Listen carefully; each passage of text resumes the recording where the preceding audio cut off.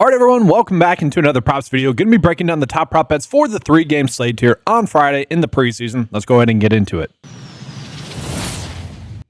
So, guys, we start off with a quick game preview of the 3 games that we have. I do want to call it that we have 2 games that could potentially be games where there's a decent amount of game script to it, okay? The Panthers are 6-point favorites in that game, and the Patriots are 6.5-point favorites in that game. This right here, this line that we see right here, this is actually going to influence a decent amount of the bets that I want to be on for the running backs, okay? And I'll get into that in just a second, but I also want to call it that we are seeing some pretty low-scoring games as well, relatively speaking, for the preseason. So definitely some interesting stuff there. I will say Shedeur Sanders, who a lot of people valued as a first-round pick, he's going to get the start tonight. And let's just say if that assessment is true, he was a first-round grade pick, then I would say that line of 6 points is a little bit wrong. I know the Panthers are going to be starting their starters for a series or 2, but Shedeur Sanders is probably going to play the full game with backups. I get that, but Deontay Johnson's probably going to play with him.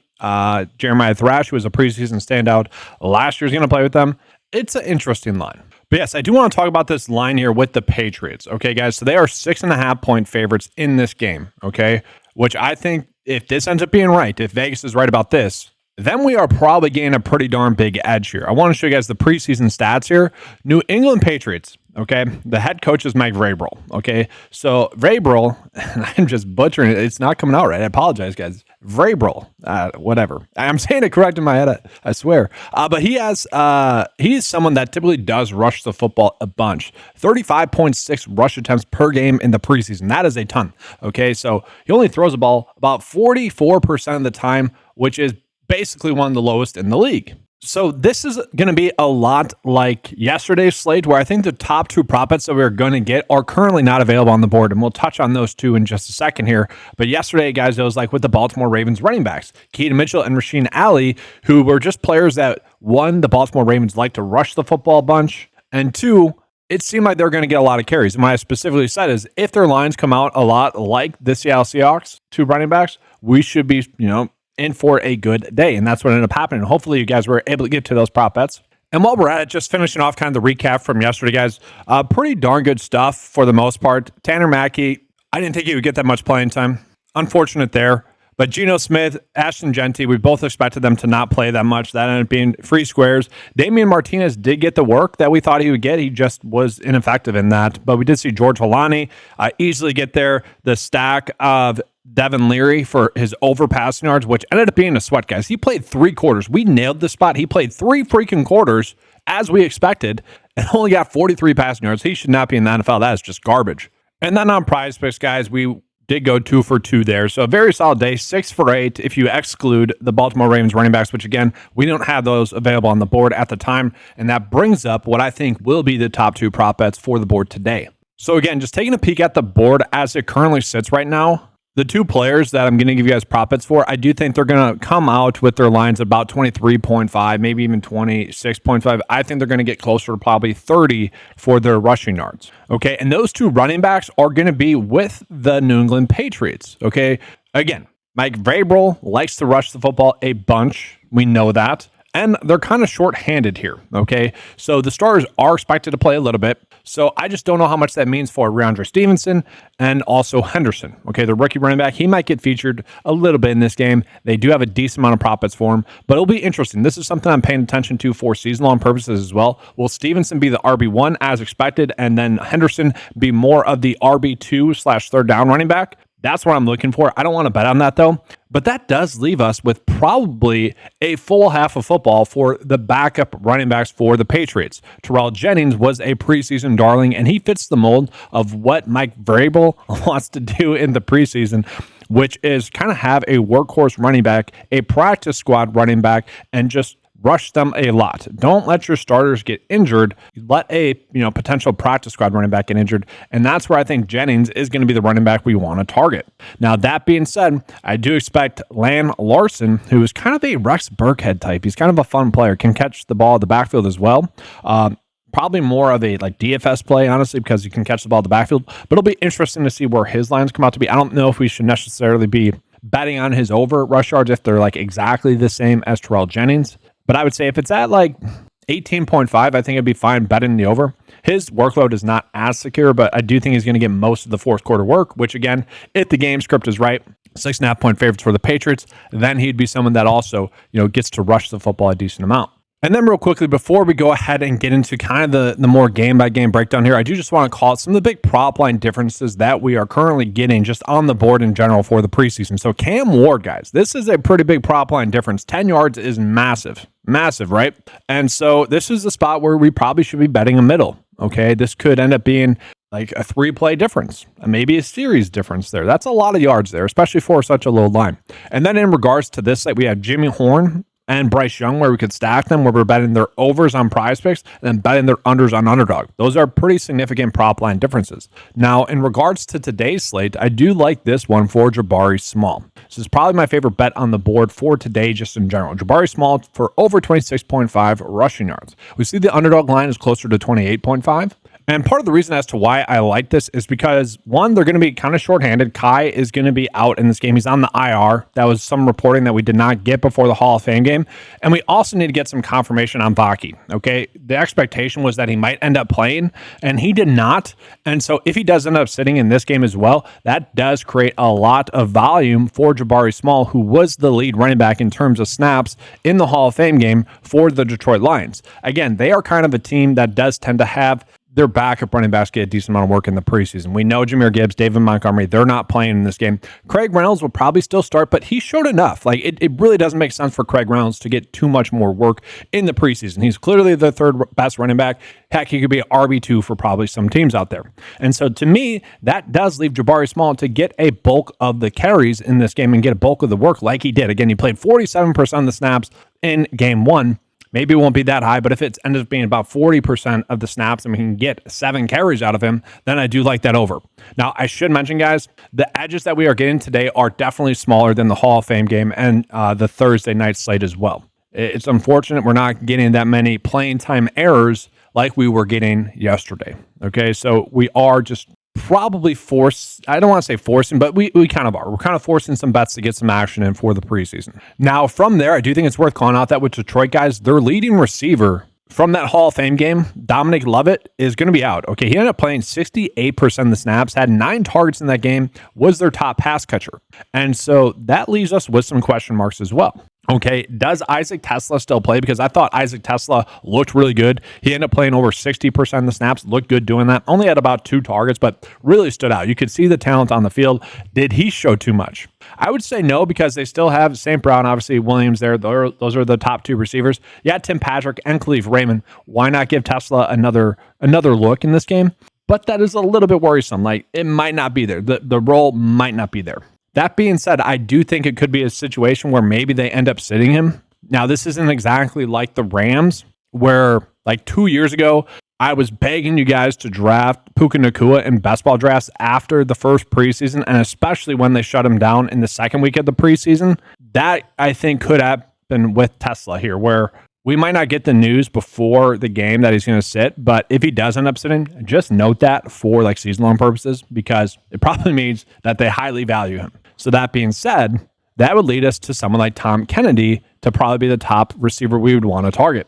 Tom Kennedy played in 49% of the snaps, and had you told me he was going to play that many snaps, I would have been all over him, and it would have been a disaster. Okay, Tom Kennedy is a player that is known for getting open. Now, I will say the issue with that, again, is we currently don't have any lines for him. Okay, so some of the spots, and that's probably why, but some of the spots where I think we would get our biggest edges, we're not getting those lines yet. So we do see Tesla there, guys, 27.5 receiving yards. That feels correct. Now, on PrizePicks, we are getting him at 23.5, and I think I'm okay with getting that over. Now, that being said, maybe Isaac Tesla does end up sitting in this game, and then Ronnie Bell, who we all remember Ronnie Bell, was kind of a talented player for the Niners, just never put a full season together.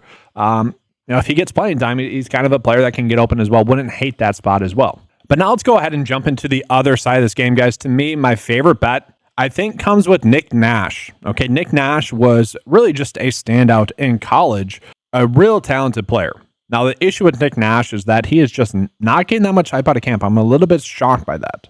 And we just don't know exactly how much Atlanta is going to throw the football. We just don't have a good picture of the tendencies for this head coach. Now, I should call it that with both teams, we are expecting two quarterbacks for both teams to play a full half. Okay, so Hendon Hooker is going to play the first half for the Detroit Lions. Then Kyle Allen's going to come in the second half. Easton Stick is going to start, and then you got Jones coming in the second half. That's kind of my issue with Nick Nash is I don't think Jones is all that talented. I do think it's a little bit like Devin Leary, where, yeah, you're going to play a lot. That's great, but we need you to be, making good passes during that playing time.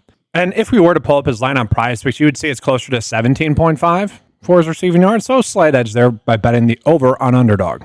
Now, I do want to talk about the quarterbacks real quick in general. Easton Stick, he's talented, and if he's playing a full half of football, he probably should be able to get over 92.5 passing yards, but I think it's going to be close. Like, he'll probably just get to like 95. Like, that's not a big enough edge for me to be like, all right, well, let's place that bet.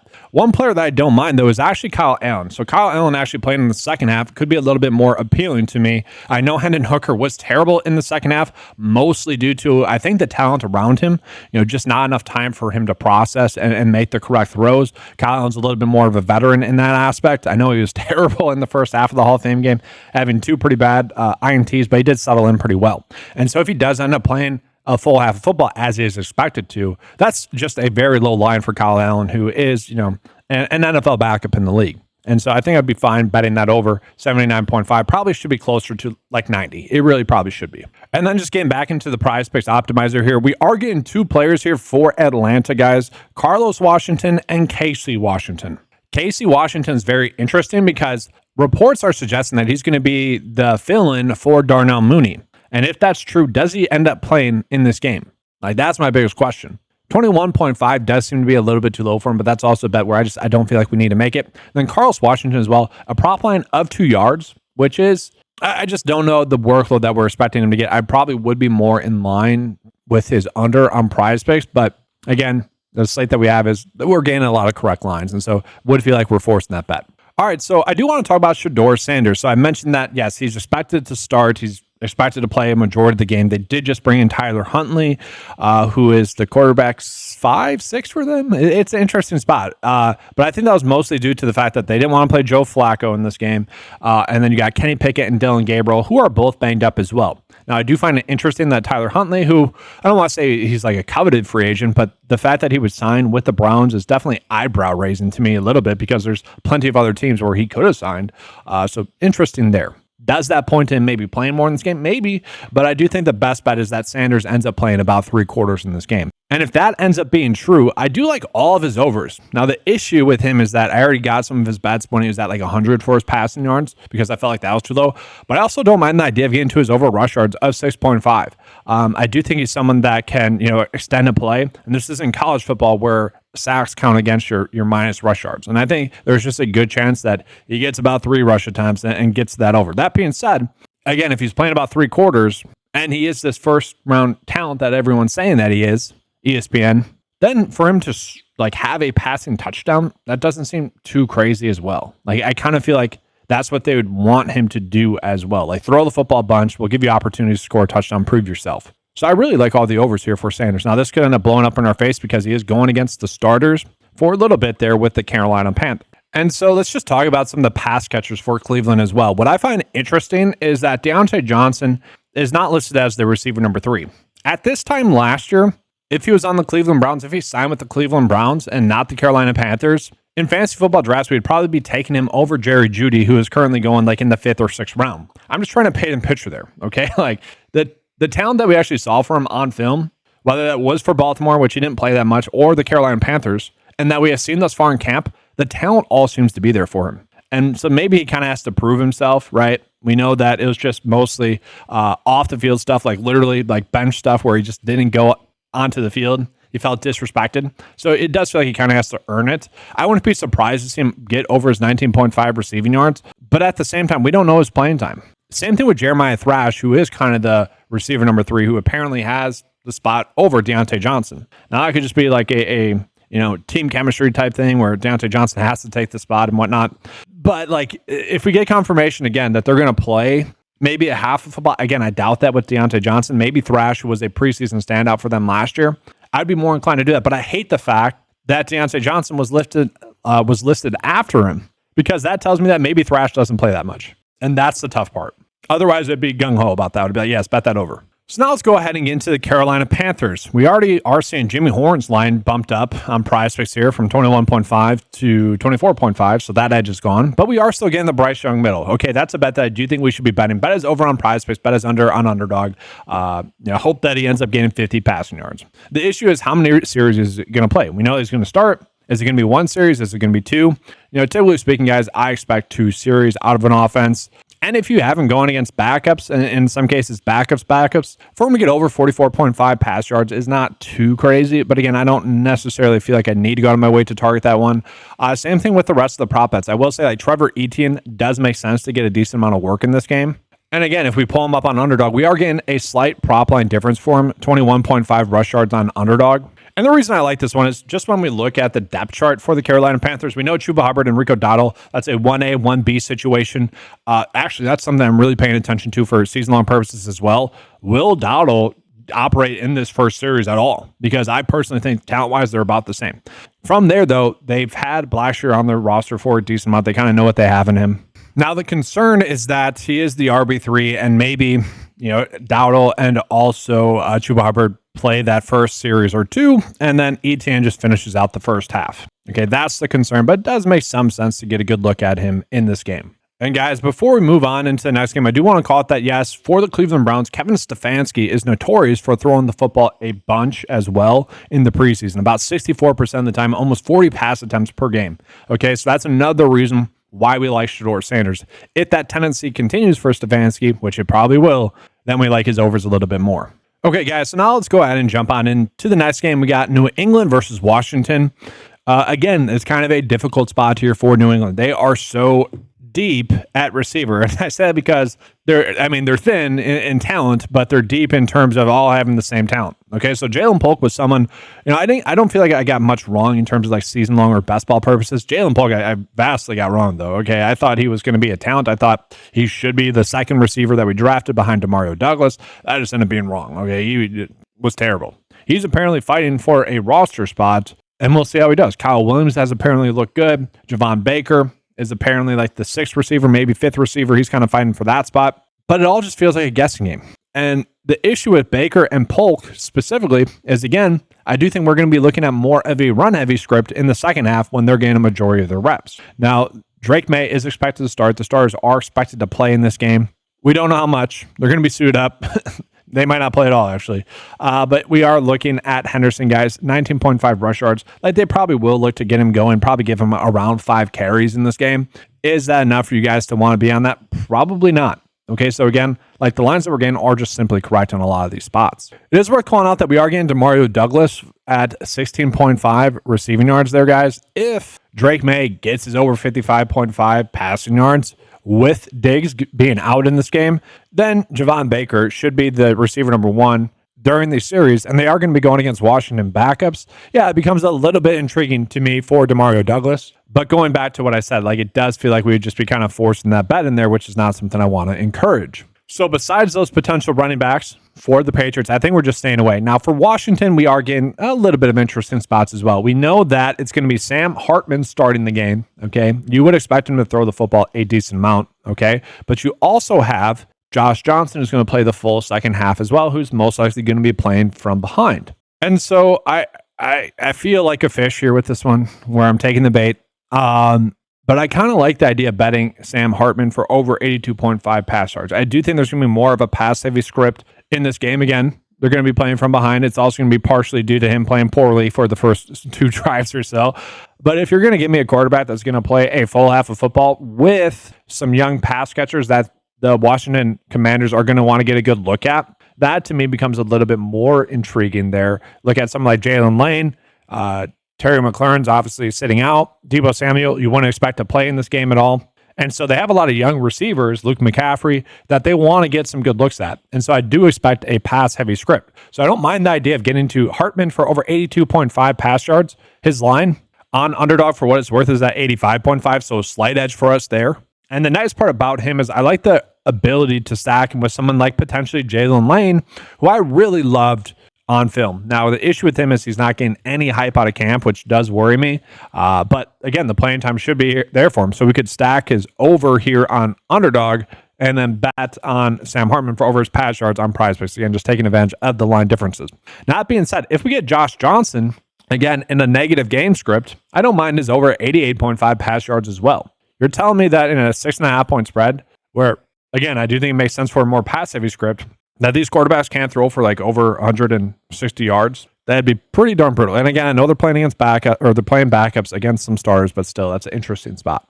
And just again, another slight prop line difference, guys. PrizePicks has Krosky Merritt at 26.5 rush yards, and so on Underdog 24.5. He's someone that's getting a lot of hype out of camp as well. Not necessarily a bet, though, that I feel like, again, we need to target. The margins are thinner here on the slate, as I said multiple times. All right, guys, so going ahead and get into the bet of the day for this slate, starting with the PrizePicks slip, 2-slip bet. Now, I did just notice that we are getting Baki lines for the Detroit Lions, which would mean Small maybe is a little bit less likely to be the top running back in this game.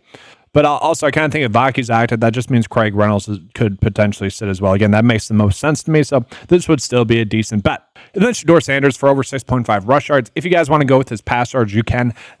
This is like a mental block. Really what happens for me is like when I get an edge like that, where I had him at 100, pass yards for his over already, it's tough for me to say, yeah, bet is over of 122.5 pass yards. Again, I don't mind his over passing TDs, but I do think there's a good chance that he does rush the football a little bit in this game as well. So over 6.5 rush yards. Don't love it, but again, I think that's the best bet that we currently have for him. And just to be clear, that's more of a bet on him gaining a lot of playing time. That's really the point of that. And then for Underdog, guys, I just noticed that we got Tom Kennedy line, which is a pretty big edge as I'm recording this video for him to get over 19.5 receiving yards. I already liked him. I think it was at 24.5 on PrizePicks, so definitely going to take that. Again, I do like the talent of Nick Nash. I think that's going to shine through. Same thing with Jalen Lane. That's more of what we're betting on here is these talented receivers in college to step up and play well in this game with ample playing time. Kyle Allen, again, I like him because playing against second stringers, third stringers in the second half, I like that, but again, the issue is that he's going to be playing with second stringers and third stringers as well, so a little bit of an issue there. And then Bryce Young. Okay, I mentioned with Bryce Young that we want to be doing a middle with him. So I do like his over still on PrizePicks. If you guys want to make that a 3-slip bet there on PrizePicks, where you are betting on is over 44.5 pass yards, you can. This line has come down a little bit as well. It started off at 54.5, just as an FYI. That probably will get corrected throughout the day. Now, guys, that's going to do it for today's video, but I do just want to show you guys the PrizePicks board. As it currently sits, we are getting plenty of decent edges. Probably my favorite bet, though, as it currently sits, is going to be Nick here for the Athletics to get over 7.5 for his fantasy score. Just when we look across the board, the average sportsbook line, the Underdog line, and the projection data, that's a very good bet for us. So if you want to toss that into a PrizePicks slip, by all means, you can do that. That's going to do it for this video, guys. Make sure to leave a like, subscribe to the channel as well if you guys have not done so before. We'll have you guys covered with the Saturday slates as well as the Sunday slates for preseason. Excited to get into that for you guys as well. So yeah, subscribe to the channel. And if you guys would like access to any of the tools that you saw on this video, head on over to 9to5sports.com. You guys can get access to all the NFL DFS prop tools and NFL DFS tools for PrizePicks and Underdog. And you guys will get also access to the fantasy golf tools as well. That's going to do it. Thanks for watching. Good luck. And as always, let's keep cashing.